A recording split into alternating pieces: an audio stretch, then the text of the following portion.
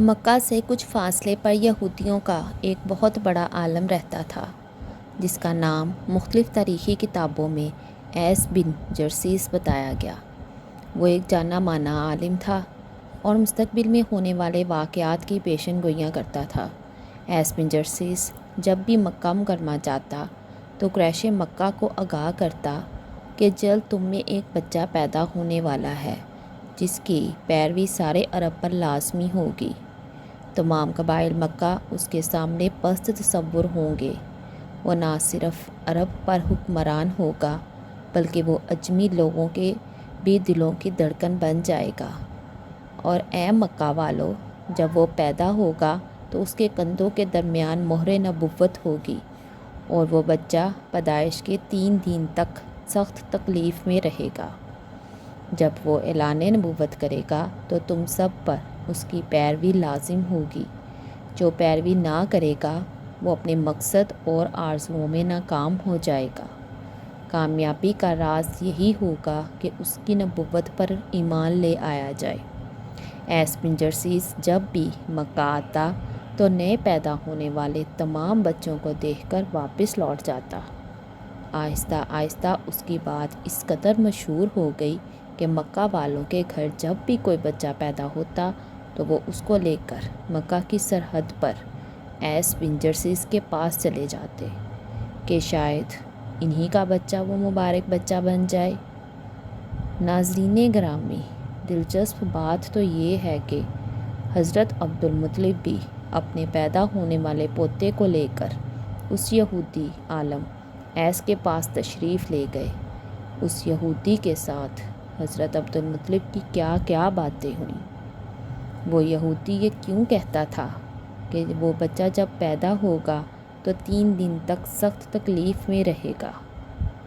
آئیے ویڈیو میں آگے بڑھتے ہیں کہ جب 570 عیسوی کے ربیع الاول کے مبارک مہینے کی خوبصورت رات کے پچھلے پہر نبی آخر الزماں، فخر دو جہاں، محبوب رب کائنات حضرت محمد صلی اللہ علیہ وآلہ وسلم اس دنیا میں رونق افروز ہوتے ہیں۔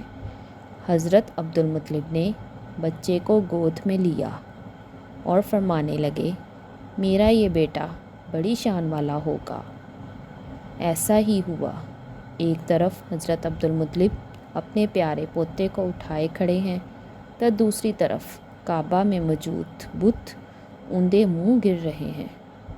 عمرو بن نفیل اور عبداللہ بن جاش نے جب دیکھا کہ ان کے خدا اوندے پڑے ہیں تو انہوں نے ایک ایک کر کے بتوں کو اپنی جگہ پہ رکھنا شروع کیا۔ جیسے ہی وہ ایک بت کو رکھ کر دوسرے کی طرف جاتے تو پہلے والا پھر گر جاتا۔ وہ بہت دیر تک یہ عمل دہراتے رہے۔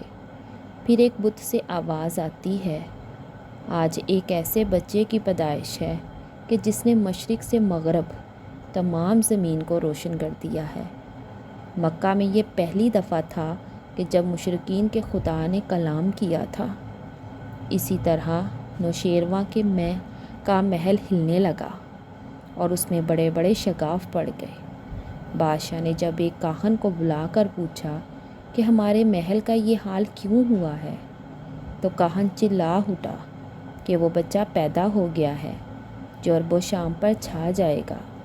ناظرین گرامی، ایک روایت تو یہ بھی ملتی ہے کہ جس رات تاجدار کائنات سرور کونین محمد صلی اللہ علیہ وآلہ وسلم پیدا ہوئے تو اللہ پاک نے کسی کے گھر میں بھی لڑکی پیدا نہ کی، لیکن اکثر مفسرین اس روایت کو کمزور سمجھتے ہیں۔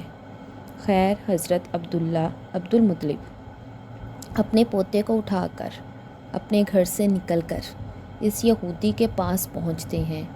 اس کی عبادت گاہ کے دروازے پر پہنچ کر یہودی عالم ایس کو آواز دیتے ہیں۔ ایس نے پوچھا، کون ہے؟ انہوں نے اپنا نام بتایا۔ پھر اس سے پوچھا، تم اس بچے کے بارے میں کیا کہتے ہو؟ یہودی عالم بچے کو بغور دیکھنے کے بعد یہاں تک کہ حضور صلی اللہ علیہ وآلہ وسلم کی کمر مبارک پر 2 شانوں کے درمیان مہر نبوت دیکھ کر کہنے لگا، ہاں، تم ہی اس کے باپ ہو سکتے ہو۔ بے شک وہ بچہ پیدا ہو گیا ہے جس کے بارے میں نے تم لوگوں سے کہا کرتا تھا۔ وہ ستارہ آج طلوع ہو گیا ہے جو اس بچے کی پیدائش کی علامت ہے، اور اس کی علامت یہ ہے کہ اس وقت اس بچے کو درد ہو رہا ہے۔ یہ تکلیف اسے 3 دن رہے گی اور اس کے بعد یہ ٹھیک ہو جائے گا۔ راہب نے جو یہ کہا تھا کہ بچہ 3 دن تک تکلیف میں رہے گا، تو اس کی تفصیل یہ ہے کہ آپ نے 3 دن تک دودھ نہیں پیا تھا۔ ناظرین مفسرین اس بات پر متفق ہیں کہ پیدائش کے بعد کچھ ابتدائی دنوں میں نبی کریم صلی اللہ علیہ وآلہ وسلم نے دودھ نہ پیا، بلکہ دنیا میں تشریف آوری کے فوراً بعد ہی اپنی امت کے لیے پریشان رہے۔ مورخین اور سیرت نگاروں نے لکھا ہے کہ ابتدائی 2 دنوں کے بعد سے لے کر اگلے 7 دنوں تک حضور نبی کریم صلی اللہ علیہ وآلہ وسلم نے اپنی والدہ ماجدہ حضرت بی بی آمنہ کا دودھ پیا۔ حضرت مولانا ادریس صاحب کاندھلوی لکھتے ہیں کہ ولادت پاسات کے 3 دن بعد سے اگلے 3-4 روز تک آپ کی والدہ ماجدہ نے آپ کو دودھ پلایا۔ سیرت حلبیہ میں ہے کہ آپ صلی اللہ علیہ وآلہ وسلم کو آپ کی والدہ ماجدہ نے 9 دنوں تک دودھ پلایا۔ ناظرین گرامی، یہودی نے جو یہ کہا تھا کہ ہاں آپ ہی اس کے باپ ہو سکتے ہیں، اس سے مراد ہے کہ عربوں میں دادا کو بھی باپ کہہ دیا جاتا ہے، جیسا کہ نبی کریم صلی اللہ علیہ وآلہ وسلم نے اکثر فرمایا، میں عبد المطلب کا بیٹا ہوں۔ اس کے بعد یہودی عالم حضرت عبد المطلب سے مزید کہنے لگے کہ آپ کو اپنے اس بیٹے کی قریش مکہ اور باقی قبائل سے حفاظت کرنا ہوگی، بلکہ اچھا ہی ہوگا کہ اگر آپ اس کے پیدا ہونے کے ساتھ ہی رونما ہونے والے معجزات کا مکہ میں چرچا نہ کریں۔ حضرت عبد المطلب نے پوچھا، کون سے معجزات؟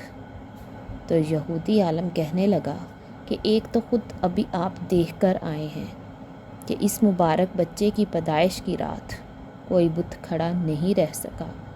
اس کے علاوہ باقی معجزات کا ذکر آپ سے آپ کے بیٹے عبداللہ کی بیوی حضرت آمنہ کریں گی۔